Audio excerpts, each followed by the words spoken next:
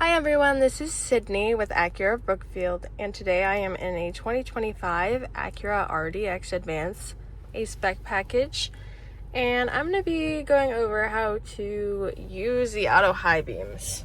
So there's a sensor above the mirrors here in this general area. You can see it from the outside of the vehicle, but it can detect when lights are coming towards you and when there are no lights. So that way, when there are lights coming towards you and it's nighttime, your auto high beams turn off.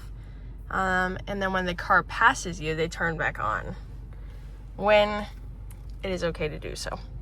So as you can see over here on the left side, our blinker stock is also your light stock. Now in all our Acuras, it is usually on auto right there. These are fog lights in the Advance A-Spec package. That's auto for the fog lights. And when you get your brand new Acura, the auto high beams are already on. So I've gotten questions on how do I turn them off if I don't want them and just do it manually. Well, you can still do the push forward to do manually. But to turn that mode off, that way you're in control and have it be manual, this is what you do. You're going to take the stock or lever and pull it towards you. In the dash, if you see the bottom right, it turns on the light for the flash signal, which is the blue one. And you want to hold it for 40 seconds. Not 30, 40 seconds. And the way you can tell is the flashes that you'll see up here. One flash means that the auto headlights are on. So you're gonna need to wait for 2 flashes. There's one. So it's still on. Here's another 10 seconds.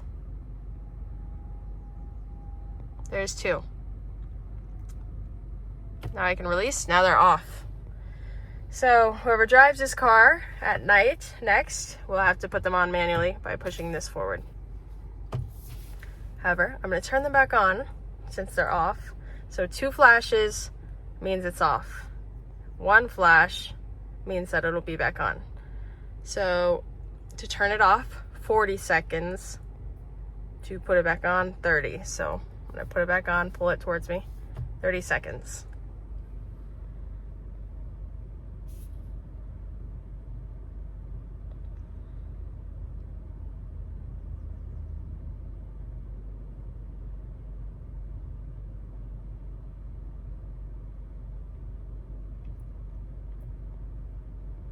I'll wait for that flash. Should be coming here shortly.